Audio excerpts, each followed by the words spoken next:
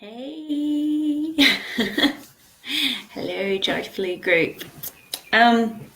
Quick one. I've been meaning to post this for a little while. I posted a video of an octopus last week just as a reminder. So this is a little discussion about energy leaks.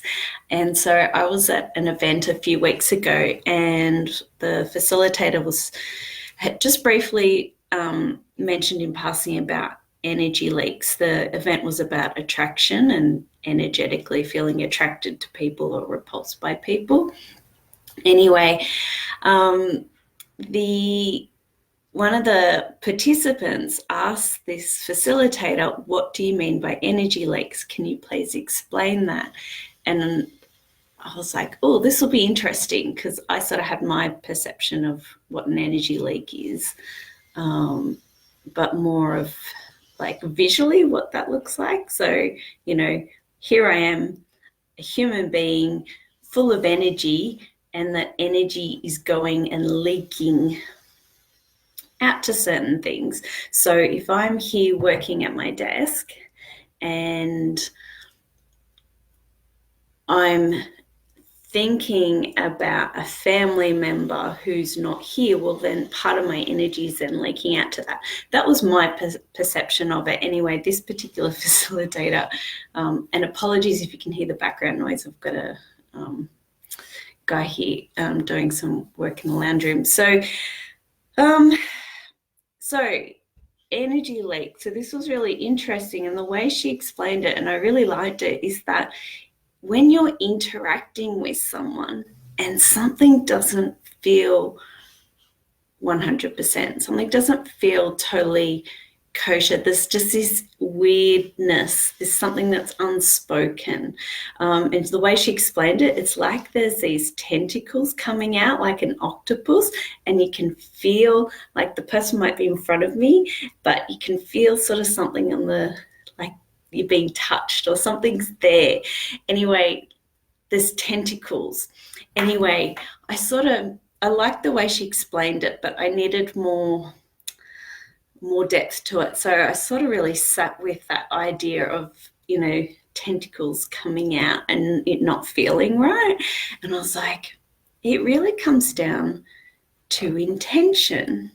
And so, for example, we all talk about the car salesman and not really liking the car salesman, like he's a bit dodgy or whatever. And I was like, that's leaky energy. That is, he's showing up with a intention to sell a car, right? However, there could be some unspoken tentacles, some leaky energy there, because really there might be knowing that the car's not that great a deal, or that it's got a problem with it that's being hidden. So there's a hidden agenda there. The intention isn't fully spoken. So with this idea, and as I said, I've sort of sat with it for a couple of weeks now, wrapping my head around it, because I was like, yeah, this explains a lot. The feelings that we get when we meet someone and we're just like, something's not quite right, I can't quite put my finger on it, then it's very likely that we're dealing with this leaky energy, that something isn't measuring up. So what I also know is that sometimes our intentions, we're conscious of them. Okay, so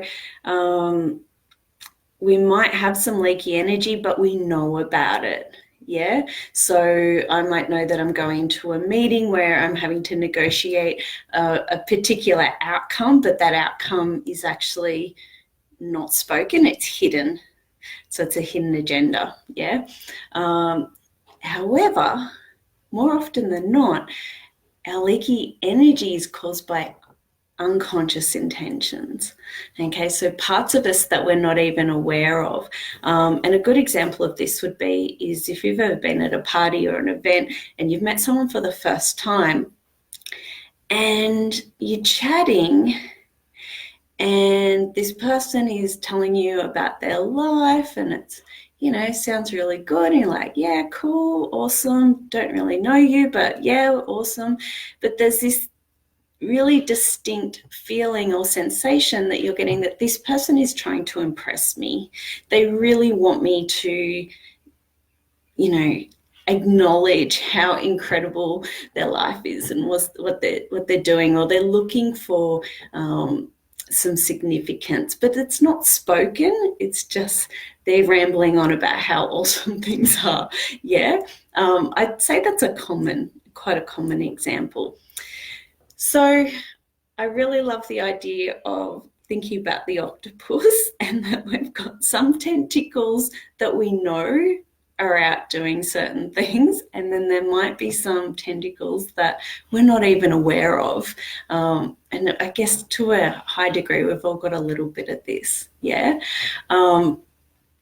So what it really comes down to is just knowing what our intentions are, and also really sitting with it and getting really clear about, well, are there intentions here that I have that I'm not even consciously aware of? So the incredible thing is that once we become aware of these things, well, then we can speak them and they can be upfront. So for example, quite often, particularly on lives, although clearly I'm feeling okay right now, I didn't jump on and say, oh, I'm feeling a bit nervous about doing this live today. Wow, that's interesting to notice. So saying and stating what the upfront intention is, and when someone's so clear and upfront with what they want, what they're looking for, even if it's something that we're perhaps not prepared to sign up for or buy into, the fact that they've stated it up front creates trust, and it also just gives that clarity. That's really comforting, and that's an energy that generally people like being around. I know for myself that people that tell it as it is, that I don't then discover later that they feel a particular way, that's really desirable, and it's nice to be around. So what I would suggest, and this is what I've sort of been doing with coming to this awareness, is just observing others. Yeah, feeling into what it is that they're saying, but also what they're not saying, and feeling is there any leaky energy here? Is there something that doesn't feel right? And the other thing is not just doing it and observing it in others, but doing it for myself. And that's been quite interesting, realizing that quite often, even in my most closest relationships, that I might be saying something, but not being clear about what my intention is around what I'm saying or what my actions are.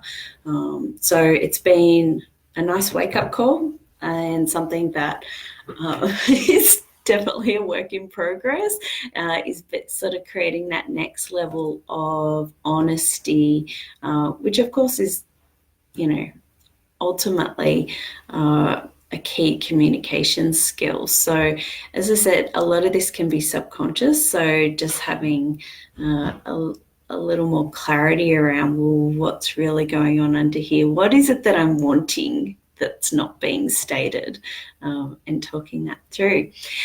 So, 9 minutes, that's enough from me. I'm hoping to be doing at least weekly lives moving forward. I've also got the self-love challenge kicking off in this group on the 12th, so that's Monday, not that far away, and I'll be doing daily lives with that. When I say challenge, it doesn't mean that you have to do anything every day. It's probably more the challenge for me. I've got some really cool, interesting shares around the idea of self-love, and it's definitely not all about just, having a bubble bath with candles. Mind you, there's nothing wrong with that. Okay, so enjoy your Wednesdays. I've definitely ramped up the promoting of Andrea Martell Joint scientists this week, and that's really exciting. I'm going to be merging a pre-existing group into this Joyflu group, if not today, later this week. So we'll hopefully see some more interaction, more numbers in this group moving forward. So any feedback, any ideas about what you would like me to talk about, sing out, and yeah, enjoy your day, and to the joy. Let's do this thing. All right, bye.